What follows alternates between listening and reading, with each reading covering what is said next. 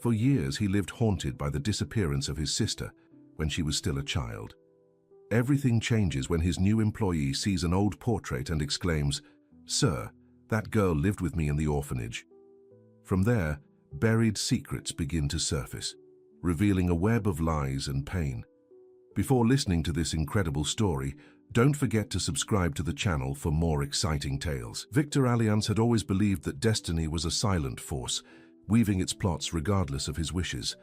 But today, at 42, looking at the delicate portrait that remained on the main wall of the mansion, he questioned whether destiny was merely an excuse for the choices he lacked the courage to make. That portrait, an oil painting of his younger sister Helena, captured the innocent smile of a 6-year-old child who disappeared one sunny day in the capital's park. 28 years had passed, and that absence remained the only constant presence in his life. The imposing Allianz mansion, built high above an upscale neighborhood overlooking the entire city, seemed larger and emptier each year. Victor had inherited not only the family fortune, but also the weight of the silence that settled after Helena's disappearance. His parents never recovered. His mother fell ill with grief, and his father immersed himself in work until they both passed away, leaving their only son with the responsibility of keeping the girl's memory alive and the guilt of not having protected her. In his impeccably organized office, overlooking the gardens Helena loved so much, Victor reviewed documents while having his breakfast. The Allianz companies thrived under his leadership, expanding into diverse sectors, from technology to agribusiness. Business magazines called him the lonely businessman, a man who had transformed absence into obsessive productivity. No one knew, however, that each professional achievement was dedicated to a promise never verbalized: to find Helena someday. "Mr. Victor, may I come in?" The deep, serene voice of Rose, the housekeeper who had worked at the house for over 2 decades, interrupted his thoughts. "Sure, Rose. Any problem?" The woman entered the office with her usual formal posture, her hands clasped in front of her. "The new employee is here, the one who will be responsible for cleaning the East Wing." Victor simply nodded. He didn't get involved in hiring domestic staff. He left that to Rose. The mansion constantly needed new employees, as many couldn't stand the oppressive silence that hung over every room. Some said the house was haunted by sadness. "Do you want to meet her?" Rose asked, already anticipating the negative response. To his own surprise, Victor replied, "Yes, you can bring it." Minutes later, Rose returned accompanied by a young woman. When she entered the office, Victor immediately noticed something different. It wasn't her appearance, although she was discreetly beautiful, with brown hair tied in a simple bun and attentive eyes. It was the way she entered the room, as if she already knew every corner, every texture. "This is Chiara Lyman, sir. She will begin cleaning the East Wing today, as we agreed." The young woman gave a slight bow of her head. "Good morning, Mr. Allianz." Victor studied her for a few seconds. She must have been around 25 years old, with an upright posture, delicate hands, but with clear signs of hard work. Her eyes, however, revealed an intelligence that seemed out of place for someone seeking employment as a cleaning lady. "Have you worked in other houses before, Chiara?" "Yes, sir. I've worked in several homes in the countryside, but this is my first experience in the capital." "And what brought her to the capital?" An almost imperceptible hesitation preceded his reply. "Looking for better opportunities, sir, and some pending personal matters." Victor nodded, pleased with the brevity of the reply. He detested long explanations and unnecessarily shared life stories. "Rose will show you your responsibilities. I expect discretion and efficiency. You can count on that, Mr. Allianz." After the 2 women left, Victor turned his attention back to the documents, but something about the new employee kept echoing in his mind. A strange feeling, as if she brought with her a breath of change to that house stuck in time. In the following weeks, Victor barely noticed Chiara's presence. She worked quietly, never interfering with his routine, and performed her duties with mechanical precision. Only a month after her hiring, during a late dinner in the dining room, did Victor notice something different. Helena's portrait, which hung in one of the corridors he passed through to get to dinner, seemed brighter. Someone had cleaned the frame with special care. "Rose, who cleaned the portrait in the hallway?" he asked as he finished his meal. "Chiara, sir. She's been paying special attention to all the paintings in the house. She says she likes art."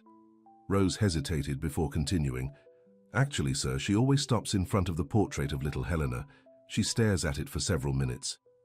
Victor frowned. And why would she do that? I don't know, sir, but if you'd like, I can ask her not to do it anymore. No. The answer came too quickly. Leave her alone.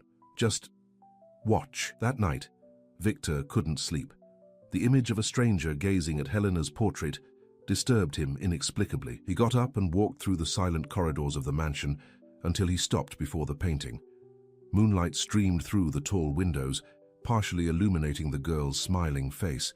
How many times had he himself stood there, searching for answers in his sister's frozen gaze? What could that employee possibly be looking for? Excuse me, sir. I didn't know you were here. The voice startled Victor. Chiara was standing at the end of the hallway, wearing a simple robe over her pajamas, her loose hair framing a face that, under the silvery moonlight, seemed younger and more vulnerable. Insomnia? He asked, trying to disguise his discomfort at having been found in a moment of vulnerability. Yes, sir. Sometimes it's difficult to sleep in new places. She took a few hesitant steps toward Victor, stopping at a respectful distance. Her eyes briefly drifted to the portrait. It's a very beautiful painting. She was my sister. The words came out before he could stop them. Victor never spoke about Helena with anyone except Rose. Chiara showed no surprise, only a slight nod of recognition. She had a radiant smile. She did. Victor felt a lump in his throat. She disappeared when she was a child. We never found her. Chiara's eyes gleamed strangely in the moonlight. I'm sorry, Mr. Hellions. It was a long time ago. Victor turned to walk away, uncomfortable with his own vulnerability. Mr. Allians, Chiara's voice stopped him. Do you believe that some people are destined to meet again, no matter how much time passes? The question, so unexpected and philosophically intimate, made Victor turn around slowly. Why are you asking me that? Just curious. Chiara looked away. A good evening, sir. Before he could answer, she walked away down the hall, her footsteps almost inaudible on the marble floor. Victor stood paralyzed, feeling as if he had just participated in a conversation far more meaningful than it appeared. The following morning, during breakfast, Victor watched Chiara serving coffee to Rose in the kitchen. There was something about the way she moved, the way she spoke, that seemed familiar in a way he couldn't quite put his finger on. Perhaps it was just his imagination, fueled by their strange nighttime conversation. A week later, Victor had to travel for a business conference. When he returned 3 days later, something had changed in the mansion. The silence seemed less dense, the air less heavy. As he passed the hallway where Helena's portrait hung, he stopped abruptly. The painting had been moved a few centimeters to the right, and below it on the decorative table was a small vase with wildflowers, Helena's favorites as a child. "Rose!" he called, his voice echoing through the empty hallways. The housekeeper appeared quickly, concern evident on her face. "Yes, sir?" "Who moved the portrait, and who put these flowers here?" Rose paled. "Chiara, sir. She said the painting would be better lit if moved a little. As for the flowers, I didn't know you had put flowers there. I'll take them down immediately." "No?" Victor raised his hand, stopping her. "Leave the flowers, but call Chiara here." Now, while he waited, Victor tried to control the irritation bubbling in his chest. Who was this woman to come into his house and tamper with his family's most sacred memories? What did she intend? Chiara arrived minutes later, her face serene, but with an intense gleam in her eyes. "Mrs. Rose said that you wanted to see me." "Yes, I want to know why you touched my sister's portrait without permission." Chiara did not flinch at his stern tone. "I apologize, Mr. Allians. I simply thought the painting deserved more light. The image of her has stayed in my mind ever since I first saw her." Victor felt an involuntary shiver. "And the flowers? Why did you put flowers there?" That's when something unexpected happened. Chiara's eyes filled with tears, not tears of fear or regret, but of a deep and inexplicable emotion. "Mr. Allians," his voice faltered, "I need to tell you something. About your sister." The world seemed to freeze around Victor. Part of him wanted to send her away immediately, to protect himself from anything she might say. But another part, the one that had never stopped searching for answers, simply asked, "What could you possibly know about my sister?" Chiara's lips trembled slightly before she replied, "I knew her, Mr. Allianz. I grew up with her at the Star of Tomorrow orphanage in the countryside. She was my best friend." Victor felt his legs weaken. He leaned against the wall to avoid falling, while Helena's portrait seemed to come alive, observing that moment that could change everything. The silence that followed Chiara's statement seemed made of glass, thick, fragile and sharp. Victor stared at her as if he were an apparition, his dark eyes alternating between disbelief and a hope too painful to name. "It's impossible." The words came out in a hoarse whisper. "My sister disappeared almost 3 decades ago." Chiara remained firm, though her hands trembled slightly. "Mr. Allianz, I understand your distrust, but I knew her. At the orphanage, she had another name. Olivia. She was registered with documents that we later discovered were false." Victor felt his whole body tremble. Olivia. A name that meant nothing to him, but which suddenly seemed to carry the weight of the world. "Rose," he called, without taking his eyes off Chiara. "Bring us some water, and then leave us alone in the office." Minutes later, sitting across from each other in Victor's office, the afternoon sun cast long shadows through the tall windows. Victor had regained some of his composure, but his eyes still betrayed the inner storm. "I want you to tell me everything, every detail, and know that I have the resources to verify every word that comes out of your mouth." Chiara nodded, taking a sip of water before beginning. "I arrived at the Star of Tomorrow orphanage when I was 7 years old. It was a simple place run by nuns with limited resources, but a lot of love. It was there that I met Olivia, or Helena as I now know her name was." She paused as if organizing her memories. "She arrived a few months after me, brought by an elegant woman who claimed to represent the state. We were told that her adoptive parents had been in a fatal accident and that there were no other relatives.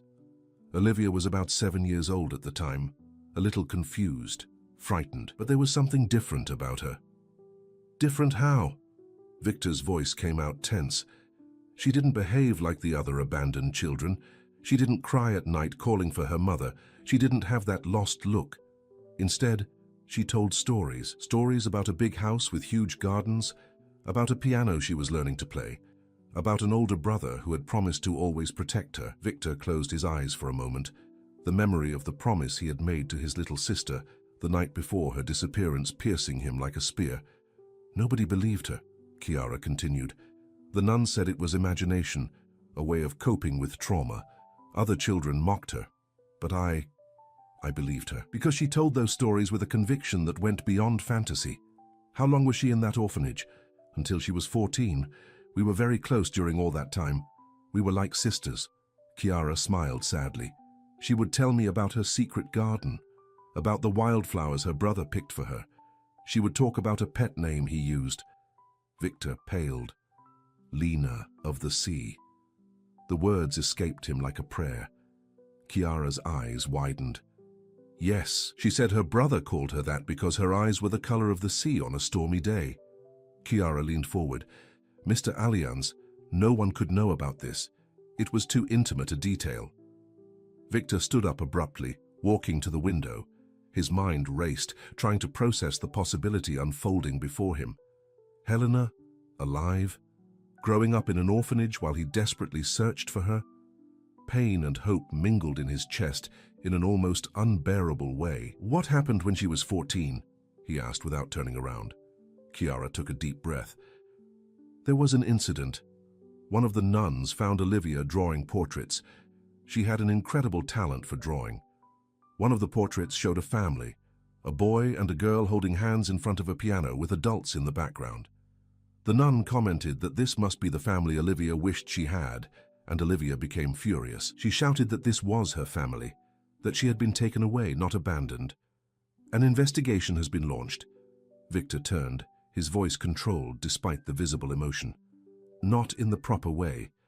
The orphanage had limited resources, and the documentation presented when she arrived seemed legitimate. Besides," Chiara hesitated, "furthermore, there was external pressure. An important benefactor of the orphanage, a certain Anna Allianz, intervened to have the matter closed. She said that revisiting past traumas would only harm Olivia's adjustment. Victor felt his blood run cold. Anna Allianz? Are you sure about that name? Absolutely. She was an elegant woman, always wearing expensive jewelry. She rarely went to the orphanage, but when she did, she always observed Olivia with a strange interest. Anna is my aunt. Victor pronounced each word as if they were stones. My father's younger sister. She distanced herself from the family after Helena's disappearance, saying she couldn't bear the atmosphere of mourning. We never suspected. After the discussion about the drawing, Olivia was different, quieter, more determined. One night, she woke me up. She showed me a new drawing, the same one of the two children at the piano, but this time with a phrase written underneath, "My name is Helena Allianz, and one day, my brother will find me." Victor covered his mouth with his hand, feeling the tears he had held back for so many years finally overflow. The next morning, she had disappeared. She left the drawing hidden with me, asking me to keep it until it was safe to show it. I was only 13 years old and I was terrified. The nuns searched everywhere, but Olivia, Helena, had fled without a trace. And that drawing, do you still have it? Victor's voice was urgent. Chiara lowered her gaze. No, sir. The orphanage burned down a few years later. I lost almost everything I had, including the drawing, but I never forgot what was written on it, and I never forgot her face. Chiara pointed to the portrait. When I saw this picture, I knew immediately. It's her. Younger than when I met her, but it's undoubtedly her. Victor sat down again, his mind racing. If what Chiara said was true, his sister had not only been alive all these years, but had also tried to return home. And his own aunt might be involved in her disappearance. Why did you come to work here? How did you know where to find me? After I left the orphanage at 18, I tried to find Olivia, Helena. I didn't have the resources or knowledge for a proper search. I worked in several houses as a maid, always asking, always searching. Chiara straightened her shoulders. 6 months ago, I saw her picture in a business magazine. The surname Allianz immediately caught my attention. When I saw her face, there's a resemblance to her, especially in the eyes. I decided I needed to verify, so I got this job. You planned all of this, Victor murmured, both impressed and suspicious. I planned to find answers, Chiara corrected gently, both for you and for me. Helena was the only family I knew during my childhood. I promised myself that one day I would find out what happened to her. Victor stood up, walking slowly to Helena's portrait. He touched the frame reverently. If what you're saying is true, where is she now? Why did she run away from the orphanage? What happened after that? Chiara joined him, keeping a respectful distance. I don't know. After she ran away, I never saw her again. But there were rumors. An older nun, Sister Agnes, told me years later that she received a letter. A young woman who might have been Olivia had been admitted to a psychiatric hospital in a coastal town after being found wandering confused in the streets. By the time Sister Agnes got there, the young woman had already been discharged and left. A psychiatric hospital? Victor's voice faltered. I don't know if it was really her or just a rumor. But Sister Agnes believed it. She said the young woman constantly drew the same picture, 2 children in front of a piano.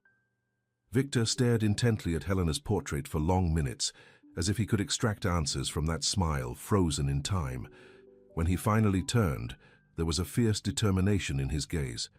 Chiara, I want you to understand something. If this is a lie, an extortion attempt, or some kind of scam, the consequences will be severe. I'm not lying, Mr. Allianz. I understand your distrust, but I'm willing to help you find all the necessary evidence. Great, because tomorrow we'll begin an investigation. I want to know everything about this orphanage, about Sister Agnes, and especially about this hospital. We're going to visit each of these places personally. Chiara's expression lit up with hope. Are you serious? You're really going to look for her? I never stopped searching. Victor approached, his expression softer. If there's even the slightest chance my sister is alive, I'll move heaven and earth to find her. And if my aunt is involved in her disappearance, his jaw clenched, she'll pay for every day of suffering she caused our family. There's something else I need to tell you, Chiara said hesitantly. Something Helena, told me once. When we were alone in the orphanage garden, Victor waited, his heart racing. She said that on the day she disappeared, she was with a babysitter. They were in the city park. The babysitter left her playing for a moment to buy ice cream, and an elegant woman approached. She said she knew her parents, that there was an emergency, and that she needed to take her. Chiara paused. Helena said the woman had a strong floral perfume and was wearing a gold butterfly-shaped brooch. Victor felt his body go cold. My Aunt Anna always wore a butterfly brooch. It was her trademark. The sun was beginning to set, casting reddish shadows across the office. Helena's portrait seemed to watch them, like a silent witness to the conversation that could finally unravel the mystery that had consumed the Allianz family for almost 3 decades. I'm going to call Theo Muller, Victor decided. He's the best private investigator in the country. If there are any traces of Helena, he'll find them. Chiara nodded, a mixture of relief and apprehension on her face. What will happen to your aunt if we find out she was really involved? Victor's eyes gleamed with an intensity that made Chiara instinctively recoil. Justice, Chiara. After all these years, finally justice. That night, while the Allianz mansion finally slept, 2 souls remained awake. Victor in his office rummaged through old family albums, searching for photos of his Aunt Anna with the famous butterfly brooch, and Chiara, in her small room in the servants' wing, retrieved a yellowed piece of paper from inside the lining of her suitcase, an old drawing that had survived the fire protected inside a book. On it, 2 children smiled before a piano, and below, in childish handwriting, it was written, Helena and Victor forever. She hadn't lied about the drawing's content, only about its destination. Some truths needed to be revealed at the right time. And, for Chiara, that moment had finally arrived. The first rays of sunlight had barely touched the mansion windows when Victor was already up. The night had been short and restless, filled with dreams in which Helena called to him through an endless labyrinth. In his office, he methodically organized the information Chiara had given him, creating a timeline between Helena's disappearance and her time at the orphanage. There were many gaps, but for the first time in decades, there was a path to follow. The soft sound of knocking on the door interrupted her thoughts. Chiara entered carrying a tray of coffee. Good morning, Mr. Allianz. I thought you might want coffee earlier today. Thank you, Chiara. Victor noticed that she was already dressed to go out, in simple but neat clothes. I see you didn't get much sleep either. I couldn't, even if I tried. She placed the tray on the table and hesitated for a moment. Mr. Allianz, I brought something to show you. From her coat pocket, Chiara pulled out a carefully folded piece of paper. With hands that trembled slightly, she held it out to Victor. Yesterday, I didn't tell the whole truth. The drawing Helena made wasn't lost in the fire. I've kept it with me all these years. Victor took the paper as if it were a sacred relic. As he unfolded it, his heart stopped for a moment. There were 2 children holding hands before a piano, exactly as Chiara had described, and below the inscription in childish handwriting, Helena and Victor forever. Why didn't you show me this yesterday? Victor's voice came out choked, his eyes fixed on the drawing. I needed to be sure of his intentions. I protected this drawing for over 15 years, Mr. Allianz. It's the only concrete proof I have of Helena's existence after her disappearance. Victor looked up at Chiara, seeing her in a new light. You really care about her, don't you? She was the only family I had during my childhood. We, the children of the orphanage, learned to form our own blood ties. Chiara approached, pointing to a detail in the drawing. Look at the brooch on the woman in the background. Victor brought the paper close to his eyes.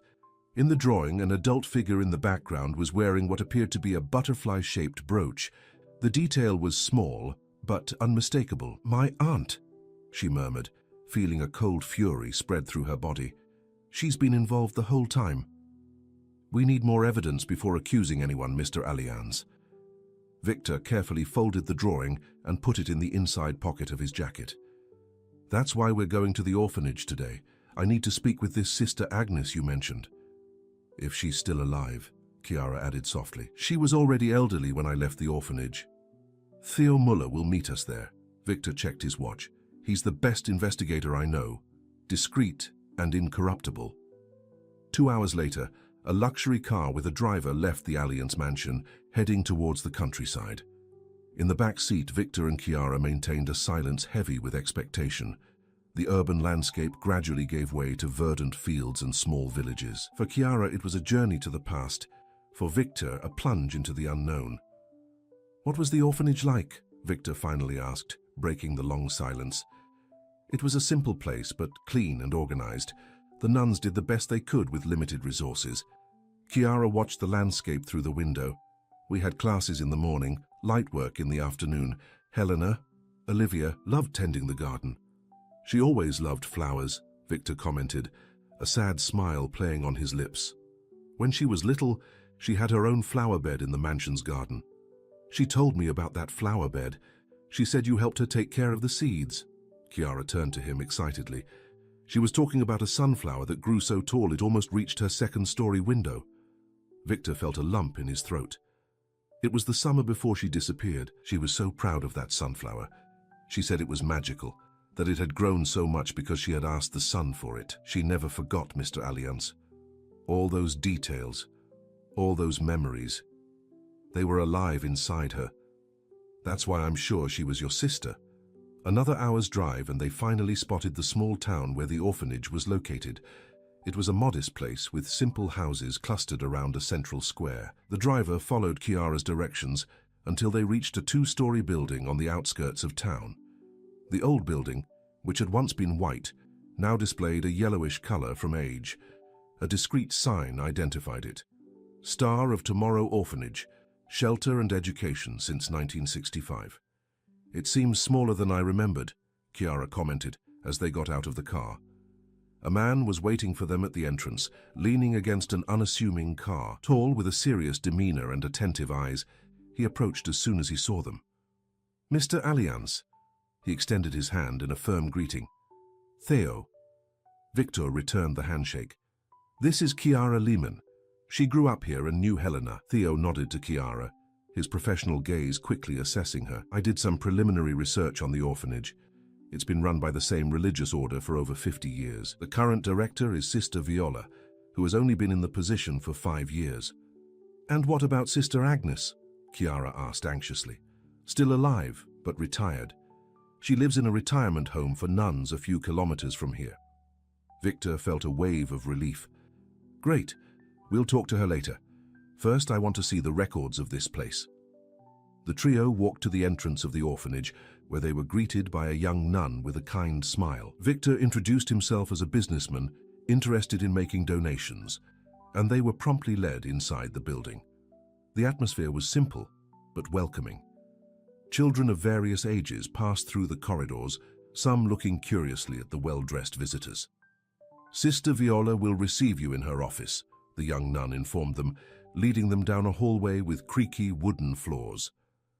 Chiara walked as if in a trance, recognizing every corner, every door. "That was the study," she whispered to Victor, pointing to a half-open door.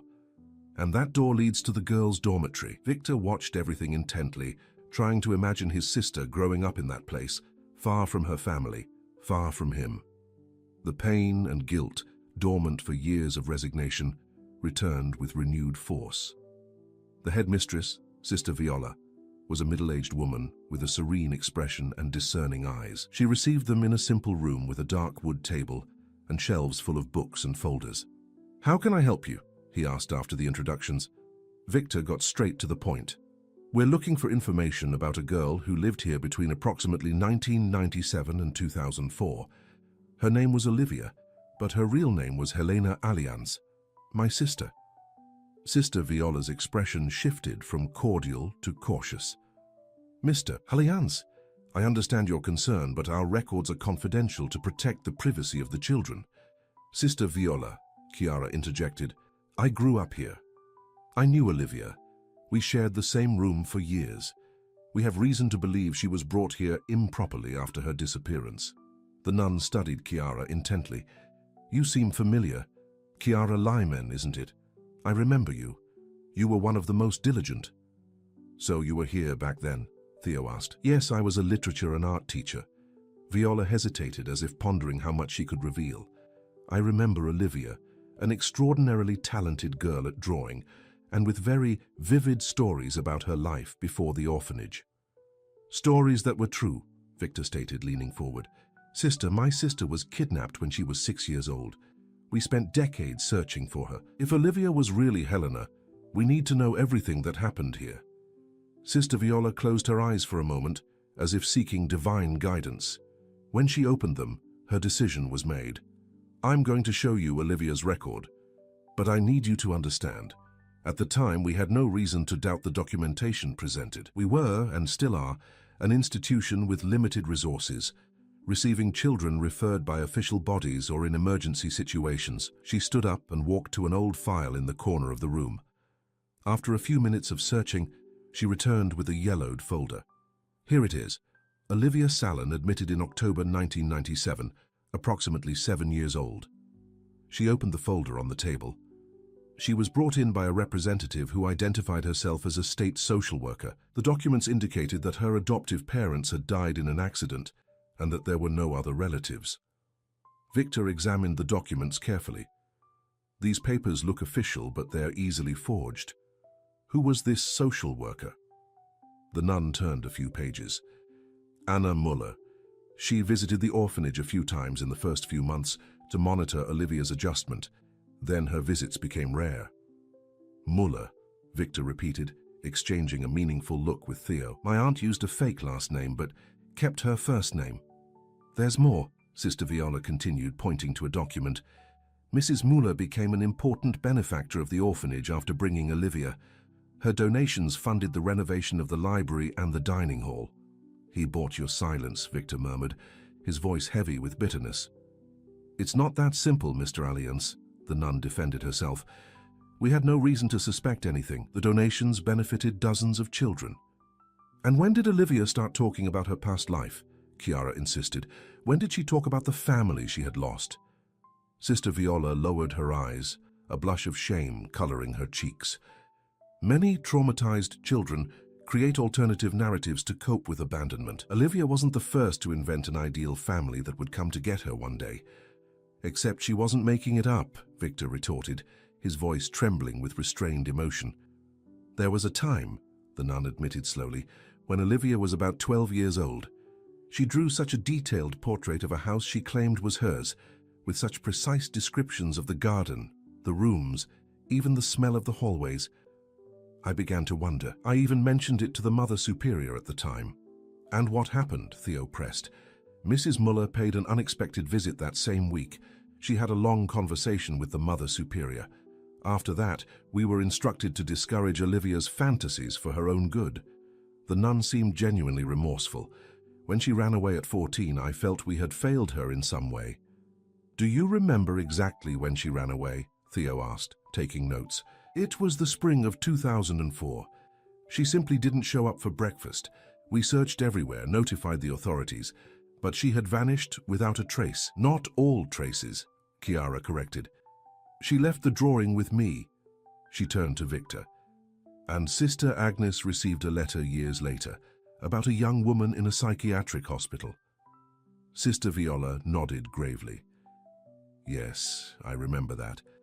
Sister Agnes was very upset by that letter. She insisted we needed to verify it, but the young woman had already left the hospital when we arrived. We need to speak with Sister Agnes immediately, Victor decided. Before you go, Sister Viola gently took Victor's arm. There's something you should see. She led them down a hallway to a large room that served as both a library and an art room. On the walls hung dozens of framed drawings, all made by children over the years. We preserved this corner in memory of Olivia, he explained, indicating a section of the wall. These were her favorite drawings, the ones she chose to leave for the orphanage. Victor approached, feeling his legs weaken. The drawings, though made by children's hands, revealed extraordinary talent, and they all depicted the same theme: a large house, gardens, a piano, and always the two children holding hands. She never forgot, Chiara whispered beside her. She never stopped believing that one day she would return home. Victor touched one of the drawings with his fingertips, feeling an almost physical connection to his lost sister. I'll take her home, Lena of the Sea, he promised in a low voice. This time I won't fail. After photographing each drawing and collecting copies of Olivia's records, the group left the orphanage for the nursing home where Sister Agnes lived. During the journey, Theo shared additional information he had discovered. Anna Allianz runs an international adoption foundation, she explained. Ostensibly legitimate, but I found some irregularities in the financial records. Large sums transferred to offshore accounts, inconsistent documentation for some of the children. Do you think Helena wasn't the only one? Chiara asked, horrified. It's impossible to know without further investigation, Theo replied. But the pattern suggests systematic activity, not an isolated case. Victor looked out the window, his reflection in the glass revealing a face transformed by anger and determination. My aunt was always ambitious, always wanted more power in the family business. After Helena's disappearance, my father was completely devastated. She took over many of his responsibilities in the business, benefiting directly from the tragedy, Theo concluded. But why take Helena to an orphanage? Chiara asked. Why not something worse? A heavy silence fell over the car. It was Victor who finally answered, because she didn't want Helena to cease to exist. She wanted control over my sister's destiny, perhaps as a guarantee, perhaps as a sick form of power. But we need more proof before confronting her. The retirement home for retired nuns was an old but well-maintained building surrounded by flower gardens. They were greeted by a young nun, who led them to an airy room where an elderly lady waited in a wheelchair, watching the birds through the open window. Sister Agnes, the young nun called softly, the visitors you were expecting have arrived. The old woman turned slowly. Her wrinkled face lit up as she recognized Chiara. My dear girl, his voice was weak but clear, I knew that one day you would return. Chiara knelt beside the chair, holding the old woman's bony hands in her own. Sister Agnes, I brought someone with me, someone who has spent their entire life searching for Olivia. The nun looked up at Victor, studying him with an intensity surprising for someone of her advanced age. You have her eyes, he said finally. The same eyes, the color of a stormy sea. Victor felt his heart race. Do you remember my sister? How could I forget? Such a determined soul in such a small child. Agnes smiled sadly. I always knew her stories were true. There was a conviction in her that no fantasy could explain. The lady received a letter, said Theo, approaching her, about a young woman in a psychiatric hospital. Agnes nodded slowly. It was in 2009, approximately 5 years after Olivia ran away. A nurse from Santa Clara Hospital on the coast wrote to me. A young woman had been admitted after being found wandering disoriented on the beach. She had no documents, but she was carrying a drawing of 2 children in front of a piano. And you went there, ma'am? Victor asked, leaning forward anxiously. Yes, but I arrived too late. The young woman had been discharged the previous week. The nurse showed me the drawings she had made during her stay. Agnes closed her eyes as if visualizing the images. They were the same themes: the house, the garden, the piano. But there was something new. A beach with a red and white lighthouse. Victor and Chiara exchanged a surprised look. The lighthouse at Praia das Conchas, said Victor. Our family had a summer house there. Helena loved the lighthouse. She said it was a gentle giant guarding the sea. Agnes smiled, a single tear rolling down her wrinkled face. So it was true. Everything she said was true. Do you know where she went after leaving the hospital? Theo asked. The nurse said she left a message. I need to go back to the beginning. I never understood what it meant. Victor looked at Chiara, a new understanding dawning in his eyes. The beginning, the beach, the lighthouse. That's where we must go. Agnes held Chiara's hand with surprising strength. My dear, there's something I've saved for you, something I thought might be important someday. From a hidden pocket in her habit, the elderly woman pulled out a small envelope, yellowed with age. After Olivia ran away, I found this hidden under the loose floorboards near her bed. I never showed it to anyone. With trembling hands, Chiara opened the envelope. Inside was a thin silver chain with a pendant shaped like a seashell. My birthday present for her, Victor whispered, instantly recognizing the jewel. I gave it to her on her 6th birthday, 3 months before she disappeared. There's something else in the envelope, Agnes indicated. Chiara turned the envelope over, and a small folded piece of paper fell into her lap. Opening it, she found a single sentence written in the jagged handwriting of a teenager. When the shells sing, I will be waiting. Victor felt a shiver run down his spine. The singing shells. A rock formation near the lighthouse. When the tide rises, the wind passes through the cavities in the rocks, producing a sound similar to singing. That's where she went, Chiara concluded, her face lit up with hope. That's where we should look for her. Sister Agnes smiled, suddenly looking younger and lighter. Go, find her. Tell her I never stopped believing. As they left the nursing home, the sun began to set on the horizon, painting the sky with shades of orange and pink. Victor looked at Chiara, who held the seashell necklace reverently. We're getting closer, aren't we? She asked. Hope and fear mixed in her voice.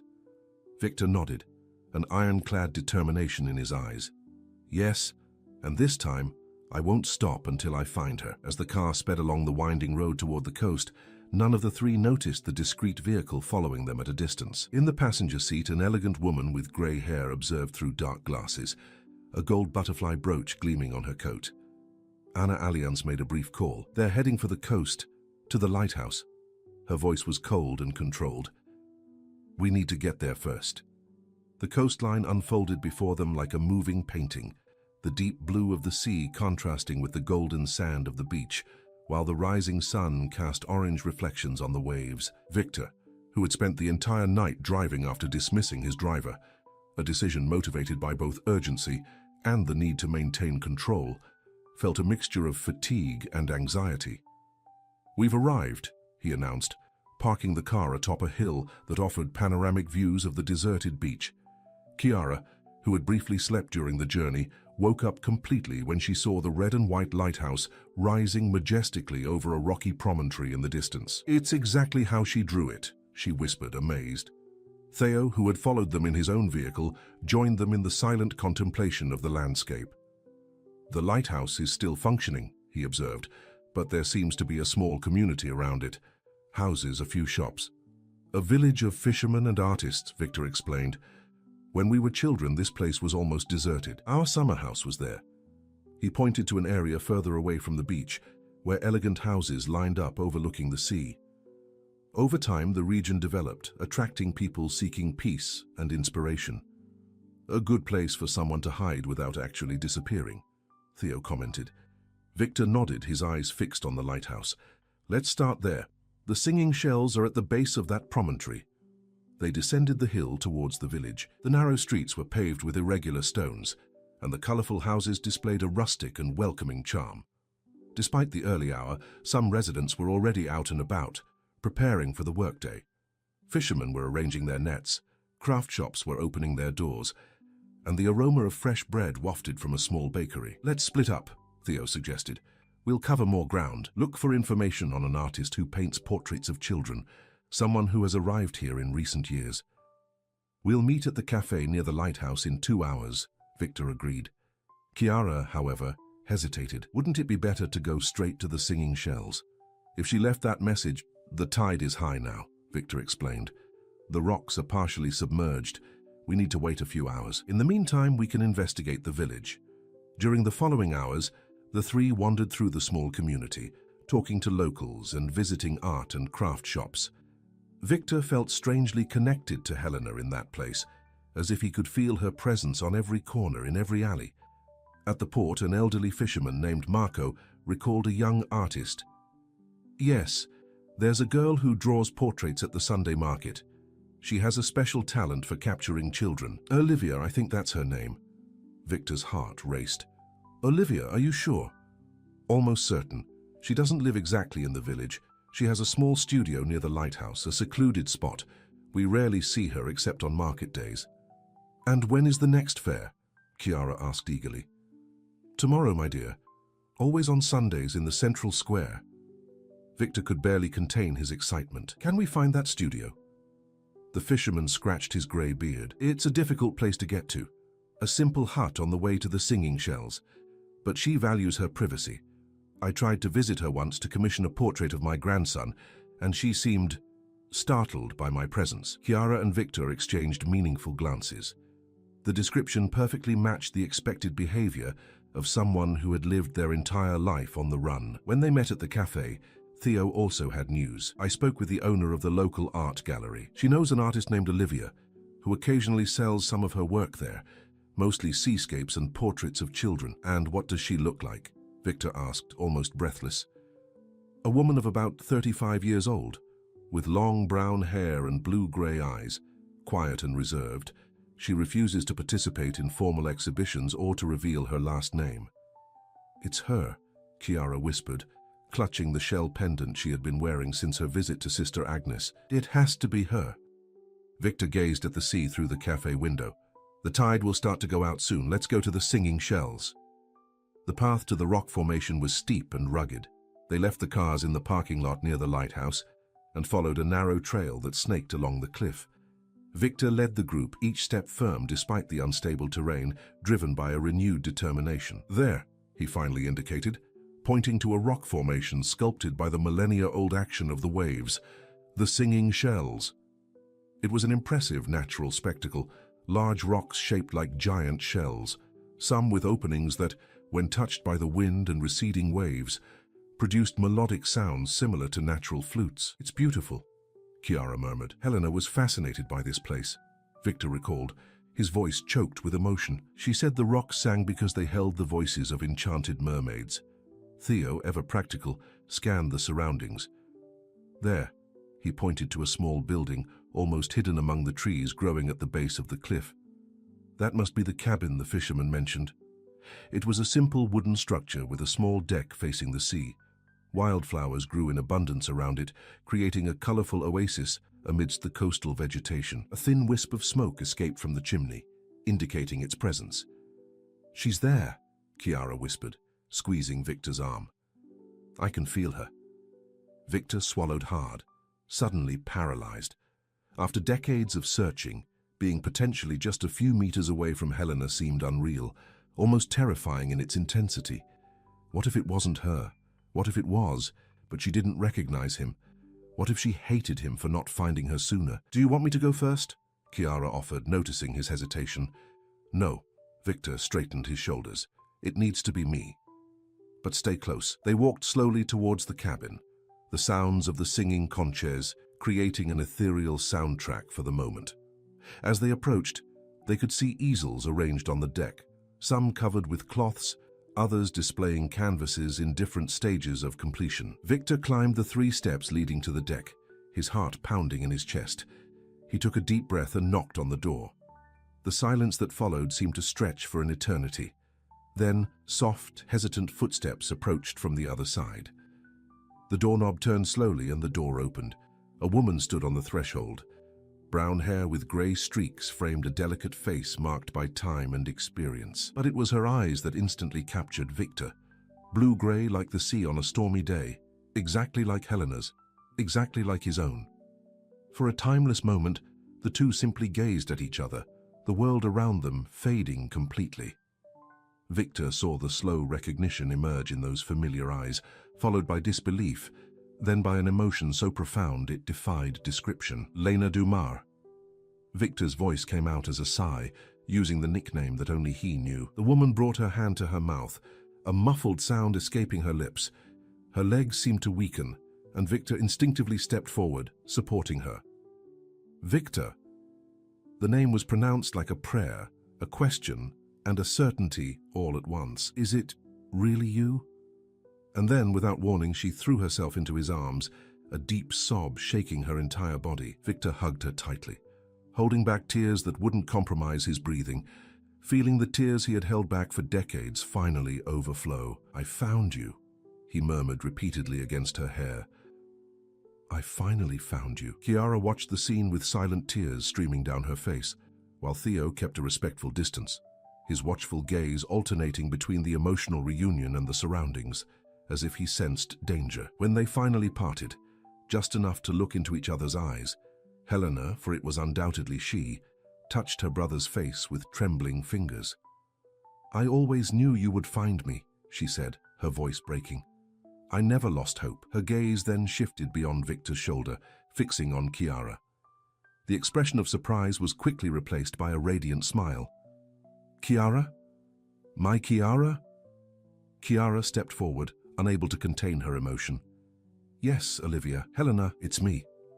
The two women embraced with the familiarity of sisters reunited, while Victor watched, marveling at the complex destiny that had intertwined their lives. "Come in," Helena invited after the moment of reconnection. We have so much to talk about. The cabin's interior was simple yet welcoming, every inch reflecting the artistic soul of its inhabitant. Canvases hung on the walls, some finished, others in progress. All depicted children, families, or seascapes. A small upright piano occupied a corner, surprisingly well preserved for the humid beach environment. "You still play," Victor remarked, visibly moved. "Not as well as I'd like," Helena admitted. "But the music never left me." She sat in a simple armchair, her eyes never leaving her brother's face, as if she feared he might disappear at any moment. "How did you find me?" "Chiara," Victor replied simply. "She came to work at my house a few months ago. She recognized your portrait." Helena turned to her childhood friend. "Did you do this on purpose? You came looking for me after all these years?" Chiara nodded. "I never forgot my promise. I said that one day I would find out what happened to you, remember? When I saw Victor's picture in a business magazine, the surname Allianz, and those eyes so similar to yours, I knew I needed to investigate." "Your escape from the orphanage," Victor interjected gently. "What happened after that? Where have you been all these years?" Helena's face darkened momentarily. She stood up and walked to the window overlooking the sea. "It's a long story," he finally said, "and not all the parts are clear to me even now." "We have all the time in the world," Victor assured. Helena sighed deeply. "I ran away because I finally understood what had happened. A new girl arrived at the orphanage with a story very similar to mine. And then I saw that woman again, the one who called herself a social worker, wearing the butterfly brooch. Something stirred in my memory. I remembered the day in the park, the ice cream, the elegant woman who said she knew our parents. Our Aunt Anna," Victor confirmed grimly. Helena nodded. "I didn't know who she was at the time, only that she needed to escape, to find answers. I was only 14 years old and had no resources. I wandered for weeks, surviving as best I could, always drawing, trying to keep alive the memories that were beginning to resurface." She paused, her eyes lost in painful memories. "Eventually, I was found by a family of itinerant artists. They traveled the country selling handicrafts at fairs. They took me in and taught me to hone my talent for drawing and painting." "How long did she stay with them?" Chiara asked softly. "Almost 3 years. They were good to me, but I never told my true story.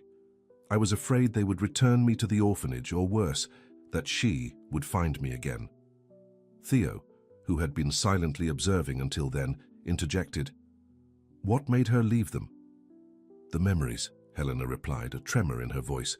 "They began to return with greater intensity, more clarity. Vivid dreams about the mansion, the garden, the piano, and nightmares about the day I was taken. I started having anxiety attacks, episodes of mental confusion." She sat down again, her hands trembling slightly. "One day, during a fair in a coastal town, I had a breakdown. I remember drawing a child's portrait and suddenly recognizing Victor's features in it. I started screaming, calling for my brother in the middle of the public square. I was taken to a hospital." "Santa Clara Hospital," Victor added. Helena looked at him in surprise. "How do you know?" "Sister Agnes received a letter," Chiara explained, "from a nurse who noticed her drawings." A sad smile touched Helena's lips. "Agnes, dear Sister Agnes, she always believed in me." "What happened at the hospital?" Victor asked gently. "I was diagnosed with dissociative disorders and psychotic episodes. The doctors believed my memories were delusions, fantasies created to cope with some underlying trauma." Helena laughed humorlessly. "The irony is that the real delusion was denying my true story. How did he get out of there?" Theo continued to discreetly take notes. "A nurse, Fiona, took an interest in my drawings. We talked a lot during her shift. One day I showed her a portrait I had done from memory, a portrait of Victor. She commented that he looked a lot like a famous businessman who frequently appeared in business magazines." Helena stood up again, walking to a small chest of drawers. She opened a drawer and took out a yellowed magazine clipping. "That's when I saw your face again after so many years. The name Allianz confirmed what my heart already knew." Victor received the clipping with trembling hands. "It was an article about promising young entrepreneurs from approximately 15 years ago. Fiona helped me get out of the hospital. She forged some documents so I could be released without too many questions. I wanted to contact you immediately, but, Victor encouraged her when she hesitated. I was afraid, Helena admitted, tears glistening in her eyes. Afraid that she wouldn't recognize me, that she wouldn't believe my story, afraid that she still had power over our lives. I needed to better understand what had happened to me before I reappeared. Then she came here, Chiara concluded, to the singing shells. Helena nodded. It was the only place where I felt truly connected to my purest childhood memories. I bought this cabin with the money I earned selling my paintings. I slowly rebuilt my life, finding peace in art and nature. Why didn't you contact me afterwards? Victor asked, a hint of pain in his voice. I tried, Victor. Twice I reached the gates of the mansion, but each time I saw her leaving or entering. Anna, her constant presence in the house made me retreat.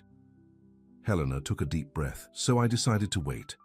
I knew that if I continued painting, if I continued to be true to my memories through art, eventually destiny would reunite us. Victor held his sister's hands in his. Helena, our Aunt Anna never stopped visiting the mansion, even after our parents left.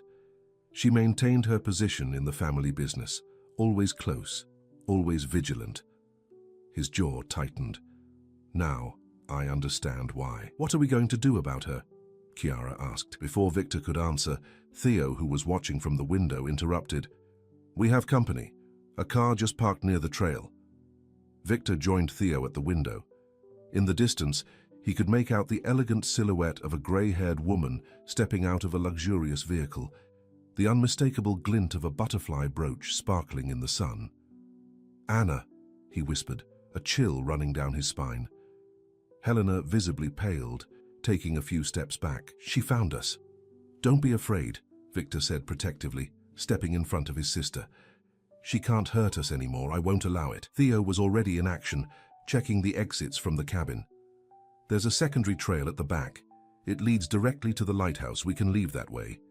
No, Helena's voice sounded surprisingly firm.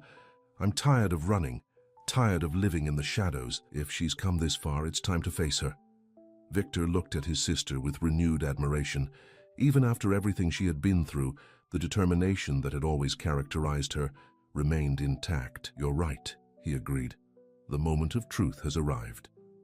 The four positioned themselves on the cabin's porch, watching Anna Allianz slowly climb the trail toward them. Despite her 70 years, she maintained the impeccable posture and intimidating elegance that had always characterized her. Her face, though marked by time, still displayed the cool beauty that captivated social circles. Upon seeing them, Anna paused for a moment, her calculating gaze assessing the situation. Then, with a rehearsed smile, she continued her approach. Victor, darling, her melodious voice carried that false sweetness that he now recognized as manipulative. What a coincidence to find you here. Don't insult our intelligence, Anna, Victor retorted, his voice sharp. You followed us, as you have done all your life. Anna's smile faltered for only a second before recovering. Her gaze then fixed on Helena, a complex mix of emotions coursing across her face. Olivia, she pronounced the name slowly. Or should I say, Helena? You've grown so much since the last time we saw each other. Helena stepped forward, standing beside her brother. Since you kidnapped me, you mean? Anna sighed dramatically. What a strong word, darling. I prefer to think that I offered you an alternative life, far from the overwhelming expectations of the Allianz family. A life in an orphanage? Chiara asked, unable to contain her indignation. Separated from her family, from her brother? And who are you? Anna turned to Chiara, disdain evident in her voice. Someone who truly cared about Helena, Victor replied, before Chiara could speak. Unlike you, who used an innocent child as a pawn in your power game. A strong wind blew from the sea, causing the singing shells to emit their melancholy sound. Anna adjusted her elegant coat, her butterfly brooch shimmering in the sun. You don't understand. You never will. For the first time, her mask of control seemed to crack. Your father, my brother, always excluded me from the family business. Women have no place on the board, Anna. That's what he'd say. while preparing Victor to take over everything even though he was just a child. "So you decided to take me out of the way too?" Helena asked, her voice surprisingly calm. Anna stared at her, a hint of guilt flashing across her eyes. "I didn't mean to hurt you, Helena. I just needed a guarantee. Insurance against your father's decisions. If he continued to exclude me from the business, I would reveal that I knew where his precious little girl was." "You're sick," Victor murmured, horrified by the confession. "I'm pragmatic," Anna corrected, regaining some of her composure. "And it worked, didn't it? After Helena's disappearance, her father was devastated, incapable of leading. I took on many of his responsibilities, finally earning the recognition I deserved. At the cost of an entire family's suffering," Victor accused. "Sacrifices are necessary for great achievements," Anna replied coldly. "Helena was well cared for in the orphanage. She could have had a peaceful life if she hadn't insisted on clinging to inconvenient memories." Helena took another step forward, coming face to face with the woman who had destroyed her childhood. "And the other children? Because I know I wasn't the only one.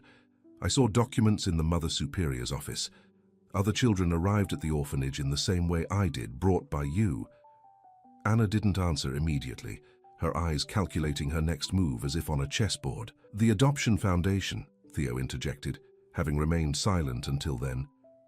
"You used your position to facilitate illegal adoptions, didn't you? Children taken from their families, falsified documentation. A lucrative side business," Victor concluded, the pieces finally falling into place.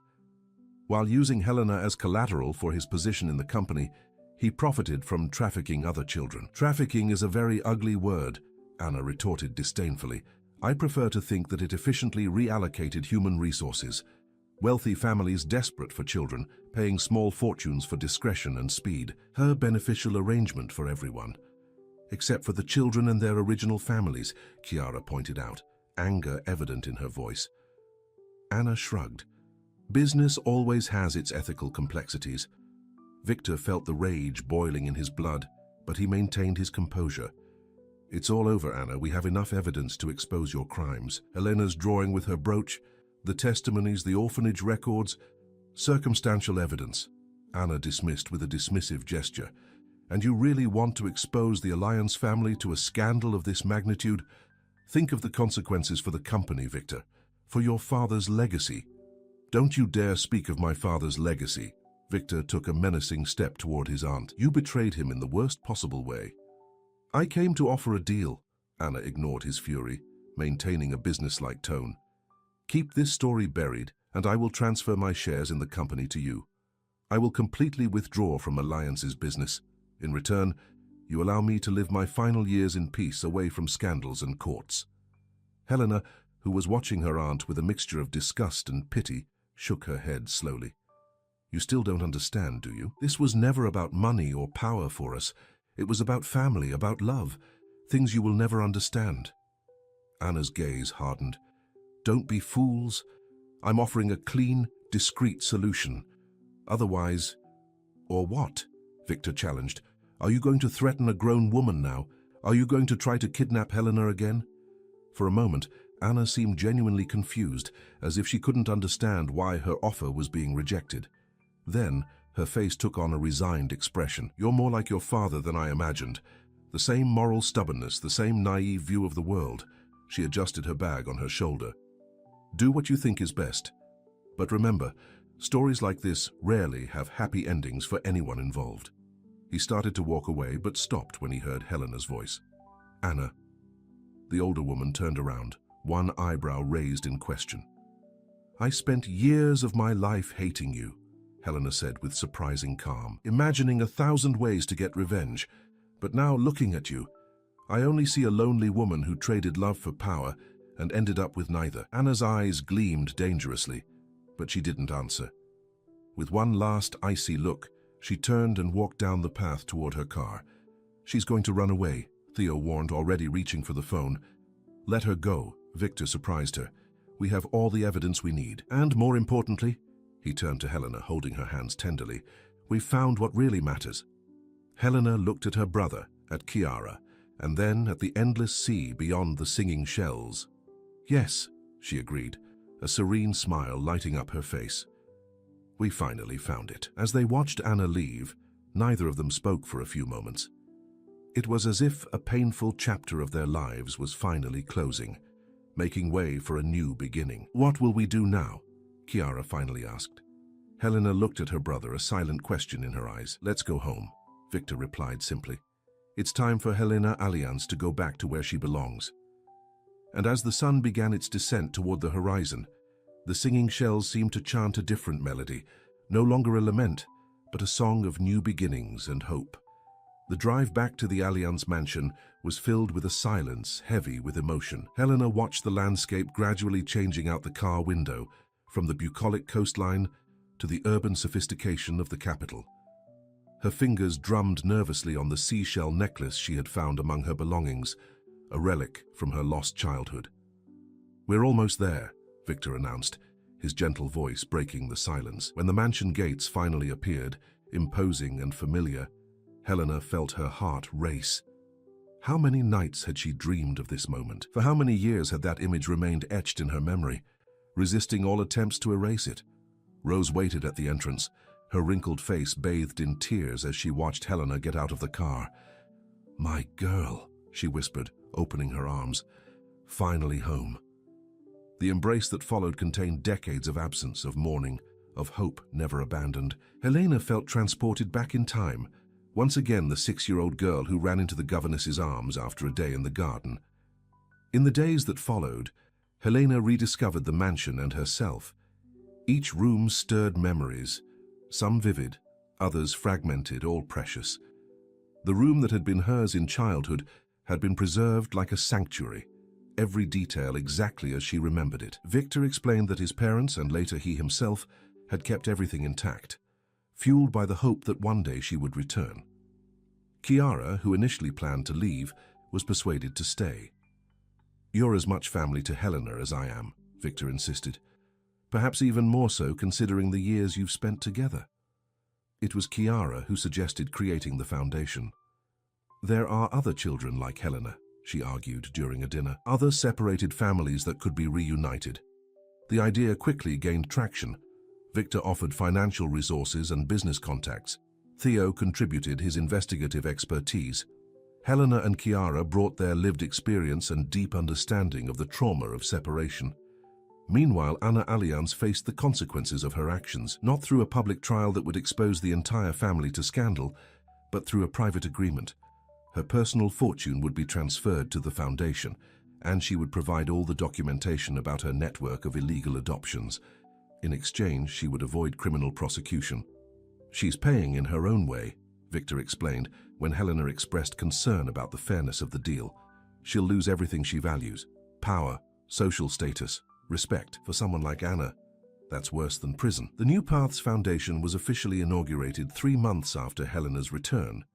Its mission, to locate people who had been separated from their families through Anna's network, and to offer comprehensive support, psychological, legal, and financial, for reunifications when possible and desired. The first success came quickly.